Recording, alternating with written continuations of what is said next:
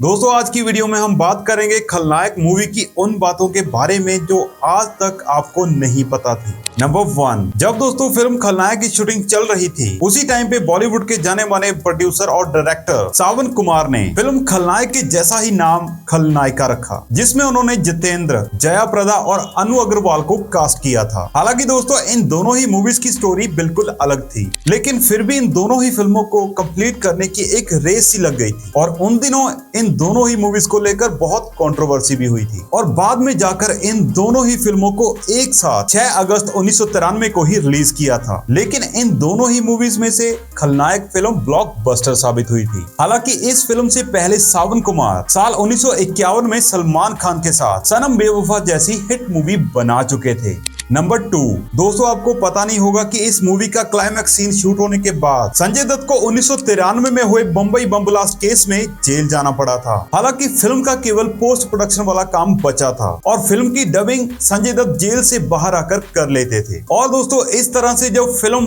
बनकर कंप्लीट हुई तो संजय दत्त की मुश्किलें और ज्यादा बढ़ गयी। उन्हें लगा दोस्तों की वो जेल के अंदर है और इस वजह से उनकी ये फिल्म नहीं चल पाएगी। और सुभाष घई के साथ काम करने वाले लोगों का भी ये मानना था कि इतने करोड़ों रुपए लगाकर ये फिल्म बनी है और फिल्म के मेन हीरो पर देशद्रोह का आरोप लगा है और इस हालातों में अगर ये मूवी रिलीज होती है तो इसका फ्लॉप होना तो पक्का है। हालांकि दोस्तों उस टाइम पे सुभाष घई के दिमाग में कुछ और ही चल रहा था। वो बस दोस्तों इस बात को कंफर्म करना चाहते थे और कई जगह पर दोस्तों इस फिल्म के विरोध प्रदर्शन और इस फिल्म को बैन करने की मांग करने के बावजूद भी सुभाष घई ने दिल्ली में अपनी फिल्म के 11 प्रीमियर शो रखे उस वक्त, जिसमें दोस्तों बॉलीवुड सिनेमा के 10 मशहूर डायरेक्टर भी बुलाए गए थे, जिनमें से दोस्तों जेपी दत्ता, शेखर कपूर और राकेश रोशन जैसे नाम शामिल थे। और उस समय दोस्तों संजय दत्त बेल पर जेल से बाहर आए हुए थे और जब संजय दत्त माधुरी दीक्षित को लेकर इस मूवी के प्रीमियर पर पहुंचे तो वहां पर उनको उनके हजारों फैंस ने घेर लिया और साथ में चीयर्स किया। और यही बात दोस्तों उस दिन हर शो में हुई और तब जाके सुभाष घई को ये यकीन हो गया कि हमारी फिल्म फ्लॉप तो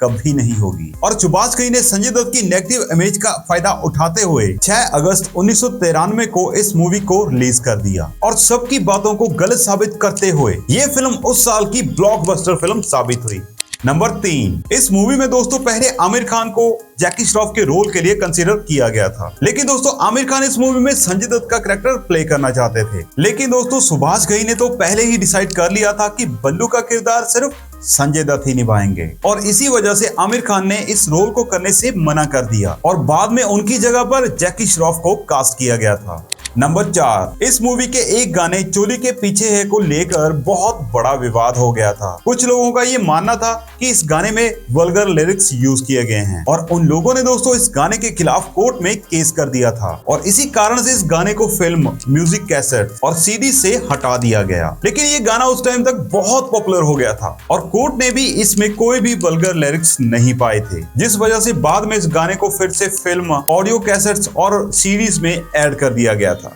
नंबर 5, फिल्म खलनायक के पहले सुभाष घई अमिताभ बच्चन के साथ देवा नाम की एक मूवी में काम करने वाले थे, लेकिन बाद में किसी कारण से ये मूवी नहीं बन पाई थी और ऐसा कहा जाता है कि बाद में इस मूवी की स्क्रिप्ट में थोड़े बदलाव करके और अमिताभ बच्चन की जगह पर संजय दत्त को कास्ट करके इस मूवी को बनाया गया था और ये संजय दत्त की सुभाष घई के साथ दूसरी मूवी थी और इससे पहले वो सन 1982 में आई फिल्म विधाता में उनके साथ काम कर चुके थे, जिसमें दोस्तों उनके साथ दिलीप कुमार भी नजर आए थे। और विधाता मूवी के बाद सुभाष घई सन 1983 में आई अपनी अगली फिल्म हीरो के लिए भी संजय दत्त को कास्ट करने वाले थे, लेकिन बाद में उन्होंने उस टाइम पे आए न्यू कमर जैकी श्रॉफ को कास्ट कर लिया था। नंबर 6, आपको बता दें कि सुभाष घई को इस फिल्म को रिलीज करने के लिए उस टाइम पे बहुत मुश्किलों का सामना करना पड़ा था। एक तरफ उस मूवी के मेन लीड संजय दत्त का जेल में जाना और दूसरा इस मूवी के गाने चोली के पीछे क्या है के पीछे की कंट्रोवर्सी। सुभाष घई अपनी ज्यादातर मूवीज के म्यूजिक राइट्स एचएमवी कंपनी को बेचा करते थे, लेकिन फिल्म खलनायक का म्यूजिक सुभाष घई से टिप्स कंपनी ने 1 करोड़ रुपए में खरीदा था और इस मूवी के दोस्तों 1 करोड़ से भी ज्यादा म्यूजिक कैसेट सेल हो गए थे। हालांकि कुछ ही दिनों बाद दिल्ली के एक वकील ने उनकी मूवी पर केस कर दिया। दोस्तों वकील साहब का ये कहना था कि उनका 4 साल का बेटा चोली के पीछे क्या है ये गाना गा रहा था और उन्होंने ये आरोप लगाया कि सुभाष घई की ये फिल्म बच्चों के दिमाग को दूषित कर रही है। और इसी के साथ ही कई पॉलिटिकल पार्टियों और महिलाओं के संस्थानों ने इस फिल्म का विरोध करना शुरू कर दिया। उस समय दोस्तों सुभाष घई ने ये बताया कि वो 32 पार्टियों से अकेले लड़ रहे थे। उन्होंने सबसे ये बोला कि आप फिल्म के गाने को गलत बताने से पहले आप मूवी और गाने को देख लीजिए। लेकिन दोस्तों डायरेक्टर सुभाष घई की प्रॉब्लम्स बढ़ती ही जा रही थी। ऐसे में दोस्तों सुभाष घई की मदद के लिए बाला साहेब ठाकरे आगे आए, जिन्होंने दोस्तों एक प्राइवेट स्क्रीनिंग में इस मूवी को देखा था। और दोस्तों बाबा साहेब ठाकरे ने इस फिल्म के सपोर्ट में अपने मुखपत्र सामना में इस फिल्म की तारीफ भी की थी। नंबर 7, इस मूवी के दोस्तों एक सीन में जहां माधुरी दीक्षित एक बियर बार में संजय दत्त के गैंग मेंबर के साथ अंताक्षरी का गेम खेलती है, उस समय संजय दत्त के गैंग मेंबर श्रीदेवी की मूवी चांदनी का एक गाना गाते हैं, जिस पर माधुरी दीक्षित श्रीदेवी जैसा एक्ट करती हैं। हालांकि उन दिनों रियलिटी में माधुरी दीक्षित और श्रीदेवी के बीच काफी प्रिय पर्दा चल रही थी।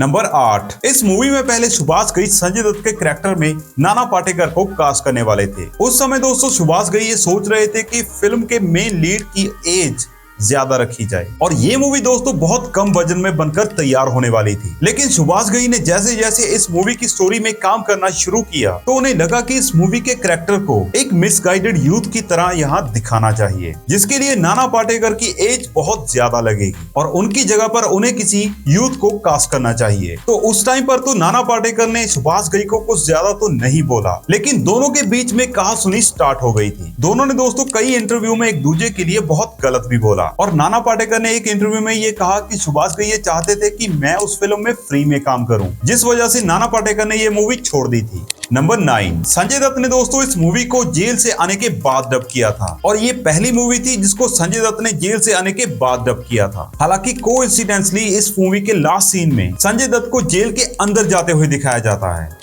नंबर 10, दोस्तों इस मूवी में पहले सुभाष घई नाना पाटेकर के साथ साथ अपने फेवरेट विवेक मुचरण को कास्ट करना चाहते थे, लेकिन बाद में दोस्तों किसी कारणवश ये नहीं हो पाया था। साथ ही साथ दोस्तों इस फिल्म के लीड एक्टर के लिए पहले नसीरुद्दीन शाह और अनिल कपूर से भी बात की जा रही थी, लेकिन बाद में जाकर उनकी जगह पर संजय दत्त को फाइनल कर लिया गया था और इस मूवी में हमें नजर आए आनंद बलराज की भी वॉइस को डब किया गया था। नंबर 11, इस फिल्म के गाने चोली के पीछे क्या है के लिए अलका याग्निक और ईरा अरुण को film fair best female playback singer का अवार्ड मिला था और ऐसा बॉलीवुड की हिस्ट्री में अब तक पहली बार हुआ था कि 2 प्लेबैक सिंगर्स ने एक ही फिल्म फेयर अवार्ड को शेयर किया था। साथ ही साथ दोस्तों ये फिल्म सुभाष घई और म्यूजिक डायरेक्टर लक्ष्मीकांत प्यारेलाल की लास्ट फिल्म थी, जिसको कि सुभाष घई जी ने डायरेक्ट किया था और इस फिल्म तक ये दोनों लगभग 15 साल से काम करते आ रहे थे। हालांकि इसके बाद सुभाष घई ने लक्ष्मीकांत प्यारेलाल के साथ साल 1995 में आई फिल्म त्रिमूर्ति में भी एक साथ काम किया था, लेकिन इस फिल्म को सुभाष घई ने सिर्फ प्रोड्यूस किया था, डायरेक्ट नहीं किया था।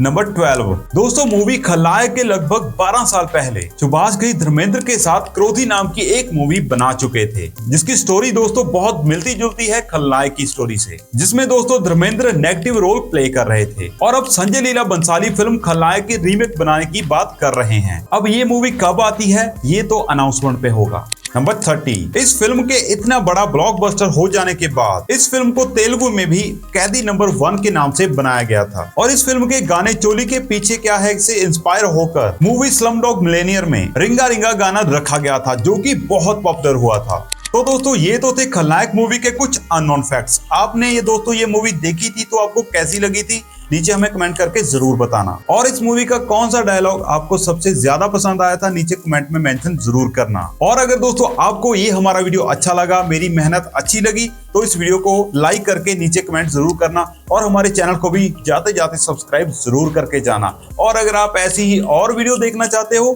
तो हमारा चैनल खिला दीजिए, देखिए जाके वीडियो, आपको मजा आएगा।